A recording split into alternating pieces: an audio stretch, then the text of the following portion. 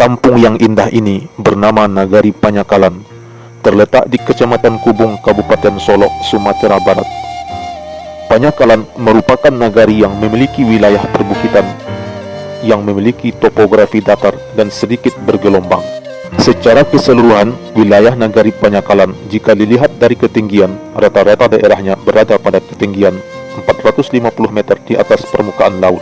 Umumnya, lingkungan alam Panyakalan identik dengan areal persawahan dan perladangan sebagai daerah yang berada di daerah perbukitan.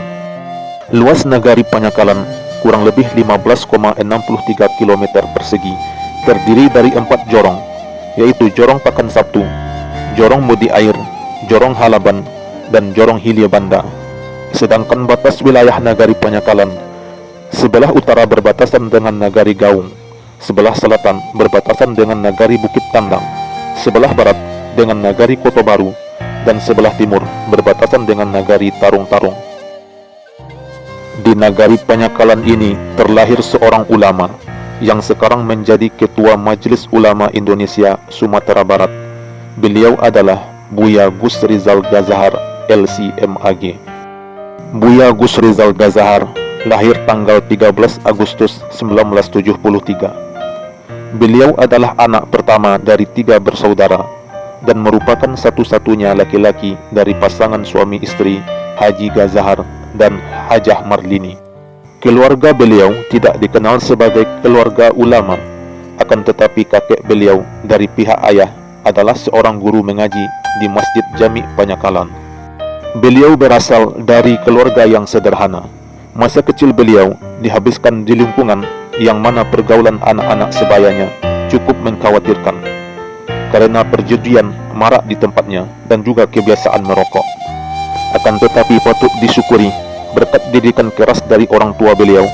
Di samping belajar, beliau pun juga diberikan kewajiban bekerja. Pagi sebelum berangkat ke sekolah, beliau sudah harus mengantar es ke kedai-kedai, dan sepulang sekolah harus bekerja di sebuah bengkel perabot milik orang tua beliau.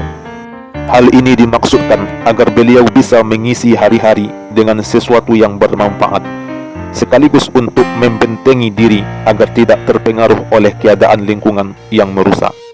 Semenjak kecil, Buya tidak pernah diberikan kemewahan oleh orang tua. Bahkan jika ingin belanja lebih, Buya mesti bekerja lebih pada hari libur, meskipun saat itu kondisi keluarga sudah lebih dari cukup. Beliau menamatkan sekolah dasar di Panyakalan pada tahun 1985. Meskipun menorehkan prestasi yang bagus, sehingga mudah baginya untuk diterima di SMP favorit di kota Solok. Namun karena keinginan yang mendalam untuk menuntut ilmu agama, beliau lebih memilih melanjutkan pendidikan di MTS Muhammadiyah Panyakalan Solok, di mana ketika itu dianggap sebagai sekolah yang tidak ada apa-apanya, bahkan sering jadi bahan cemoohan. Tetapi beliau tetap bersemangat untuk menuntut ilmu agama hingga lulus tahun 1988. Selanjutnya beliau melanjutkan pendidikan di MAPK Padang Panjang melalui persaingan yang sangat ketat. Pelajaran di MAPK menggunakan bahasa Arab karena menggunakan kitab gundul, yang bahkan beliau tidak tahu sama sekali mengenai kitab gundul itu. Tapi karena kemauan yang keras dan ancaman di MAPK juga bahwa siswa yang tidak naik akan di drop out. Oleh karena itu, beliau menjadi sangat gigih belajar dan mendapat juara sampai selesai dan tamat pada tahun 1991. Setelah menamatkan pendidikan di MAPK Koto Baru, sebenarnya beliau ingin melanjutkan studi ke Yogyakarta. Akan tetapi sangat disayangkan karena orang tua laki-laki beliau yang beliau panggil Abah tidak mengizinkan beliau untuk kuliah jauh dan menyarankan beliau untuk kuliah di IAIN Imam Bonjol Padang. Akhirnya, karena patuh pada orang tua dan dengan berbagai iming-iming fasilitas kuliah, beliau pun melanjutkan kuliah dengan mengambil jurusan tafsir hadis di Fakultas Usuluddin IAIN Imam Bonjol Padang selama 2 semester. Pada suatu ketika, seorang teman di kampus mengajaknya ikut tes kuliah ke Mesir. Akan tetapi Buya tidak tertarik, karena janji-janji selama di MAPK dulu bahwa yang masuk 10 besar akan langsung kuliah ke Timur Tengah tidak pernah terrealisasi.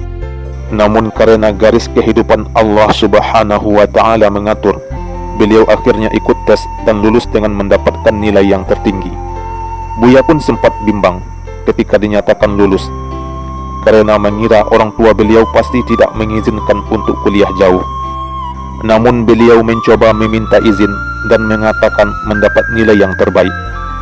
Orang tua beliau tidak mengizinkan dan tidak pula melarang, tetapi hanya berkata, "Kamu ada-ada saja."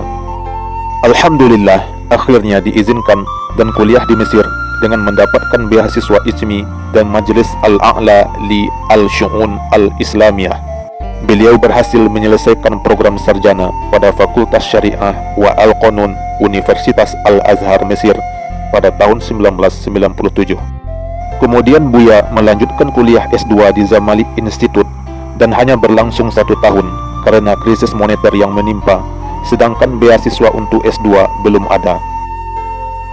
Akhirnya Buya pulang ke tanah air. Sesampainya di Indonesia, keinginan untuk kuliah tidak pernah padam. Buya ingin melanjutkan kuliah S2 di luar negeri, yaitu di Aligarh University, India, yang alhamdulillah kabarnya ada beasiswa untuk belajar di sana, ditambah lagi ada free tiket pesawat. Sembari menunggu untuk keberangkatan, di Pasca Sarjana IAIN Imam Bonjol Padang terbuka pula pendaftaran untuk S2.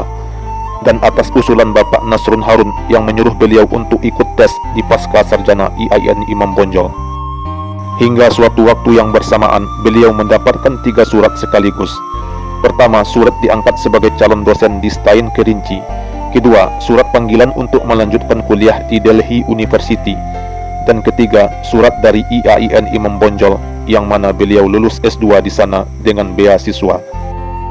Kondisi ini sempat membuat beliau bingung karena kuatnya keinginan untuk S2 di India. Namun karena kondisi dalam negeri yang sedang kacau, di mana pemerintahan berganti dan Habibie ditolak pertanggungjawabannya oleh MPR, maka fasilitas untuk beasiswa pun ditiadakan. Akhirnya beliau memilih untuk bertugas di Stein Kerinci dengan meminta izin kuliah S2 di IAIN Imam Bonjol Padang hingga tamat pada tahun 2003. Sebelumnya beliau pernah diminta oleh Buya Syamsul Bahri Khatib, waktu itu Dekan Fakultas Usuluddin IAIN Imam Bonjol Padang, untuk menjadi asisten dosen di Fakultas Usuluddin, mendampingi Buya Nasrun Harun sebagai dosen usul fikih selama 3 semester. Semenjak pulang dari Mesir, Buya sudah aktif di MUI Kabupaten Solok, yaitu sebagai ketua bidang fatwa, dan pernah juga menjalankan tugas sebagai ketua MUI Kabupaten Solok. Selanjutnya ketua di bidang fatwa MUI Sumatera Barat dan menjadi ketua umum MUI Sumatera Barat sampai sekarang. Namun aktivitas dakwah beliau sampai sekarang lebih banyak dihabiskan di kota Bukit Tinggi dan Agam. Disitulah kampung istri beliau.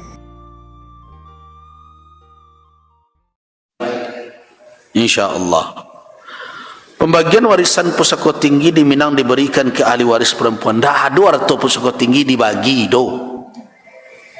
Nah, bagaimana hukum Islam tentang tidak ada harta pusaka tinggi dibagi? Jangan sabu ijo model itu difitnah awak de orang. Karena orang Minang sendiri banyak nan tak tahu jo adaiknya. Nyo kecer atau pusaka tinggi dibagi dia geng ke pedusi. Bilo lu atau pusaka tinggi dibagi. Harta pusaka tinggi itu milik kaum. Kaum awak, suku awak. Ambo misalnya, mau Melayu. Nah, harta pusaka tinggi itu milik orang Melayu. Kalau toh kadi untuk kan biasanya parui surang-surang, nenek surang-surang. Kalau kini dibuat oleh sianu, itu bukan dibagi ke untuk inyo. Suatu saat mamak bisa saja menarik mali akan kena lain. Namanya ganggam bau untuk namanya. Jadi nak kecek awak nempunyo. Kalau awak nempunyo dia bisa awak menjual. Tidak bisa. Jadi tidak ada harta pusaka tinggi itu dan dibagi serupa faraid. Harta pusaka tinggi itu punya siapa? Punya kaum. Atau mana kau pedusi memaci laki-laki pi merantau dahulu. Tu kan banyak membawa sawah tu kan rantau. Dan tinggal di kampung ada pedusi.